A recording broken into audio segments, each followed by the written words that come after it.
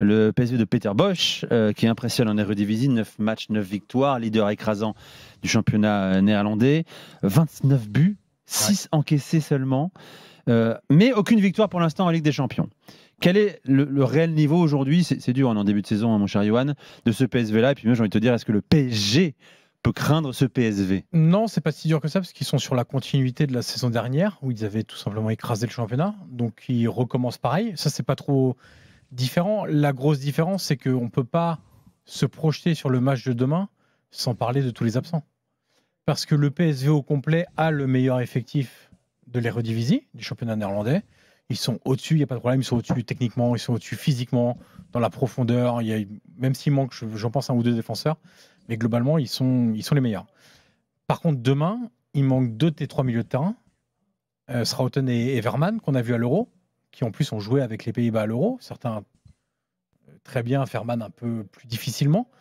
Mais il y en a un, c'est le joueur d'équilibre, l'équilibre tactique, celui qui comprend tout avant tout le monde, celui qui voit les trajectoires avant tout le monde, celui qui coupe ligne de passe, celui qui équilibre l'équipe, Jardi Schouten, qui s'est blessé ce week-end contre la Z Alkmaar.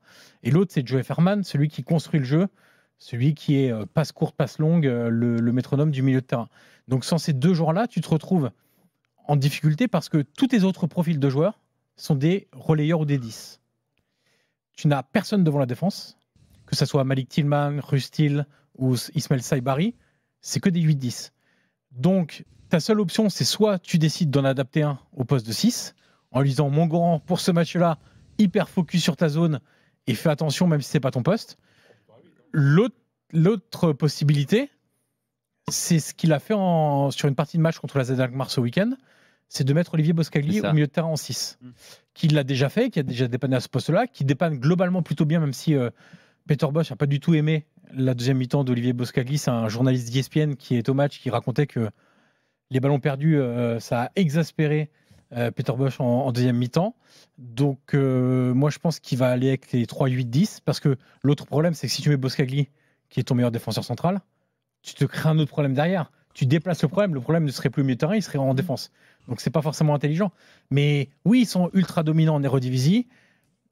En Ligue des Champions, attention, parce que le match contre la Juve a mis en lumière deux choses. Un, c'est que contre les gros adversaires, ils n'ont aucun problème à vouloir confisquer le ballon et à jouer. Ils ont cette mentalité-là. On sait que le jeu est très identifié et très codifié chez Peter Bosz. La deuxième chose, par contre, c'est que c'est ultra vulnérable. Ultra vulnérable à la perte de balle, ultra vulnérable dans les compensations derrière. Et donc, dans les gros matchs contre les gros clubs, c'est plus compliqué. Contre la Juve, ils en prennent 3, mais ils peuvent en prendre plus. Par contre, contre le Sporting, le match à Eindhoven, ils doivent le gagner 2 fois ce match-là.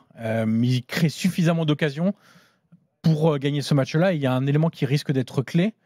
Au-delà d'ailleurs, c'est intéressant parce que le PSG aura plutôt des petits milieux de terrain très joueurs, très techniques. Et le PSV, à l'inverse, aura des gros gabarits qui ont moins de facilité technique que s'il y avait eu les titulaires, mais qui par contre ont une grosse densité physique. L'un des points clés, ça peut être, et pour faire plaisir à notre chef à tous, Gilbert Bribois, le jeu aérien de Donnarumma. Et en face, Luc de Jong. En face, l'un des meilleurs, si ce n'est le meilleur attaquant d'Europe dans le jeu aérien. Ah oui, dans le jeu aérien. Donc ça peut être un mismatch intéressant pour le PSV, même si, sincèrement, moi j'ai vu les matchs de championnat, j'ai vu les matchs de Coupe d'Europe. Je ne vois pas comment ils peuvent accrocher ne serait-ce qu'un match nul demain. Même s'il y a trop d'absents aussi. Moi, tu m'aurais dit un effectif au complet. Oui. Pourquoi pas? Ça peut discuter. Il y a trop d'absents. Il y a Karsdorp qui est absent aussi, qui s'est blessé ce week-end. Il y a Perisic qui est arrivé après l'enregistrement des joueurs en UEFA, donc il n'est pas là non plus. Il y a trop de blessés. Une petite question sur Luc de Jong que moi j'ai connu en Espagne. Est-ce qu'il rate toujours autant ou il est devenu beaucoup plus efficace? Non, je sais que c'était un truc qui lui a été beaucoup reproché en Espagne. Encore que moi j'ai souvenir de matchs avec Séville où il avait marqué des buts ultra décisif. Ouais, bien sûr. Mais il était mieux quand il était super sub finalement que quand il était. Après, je vais rien t'apprendre en te disant que le niveau de l'Eredivisie, c'est pas le niveau de la Liga. Il a beaucoup d'occasions en Eredivisie. Là, il a 5 buts, 4 passes. Et puis surtout, on joue avec ses qualités, ce qui n'était pas forcément le cas en Espagne. Là, vous savez très bien que quand vous avez De Jong, vous élaborez le jeu, mais à un moment donné, il faut jouer direct. Ouais, c'est ça. Ouais.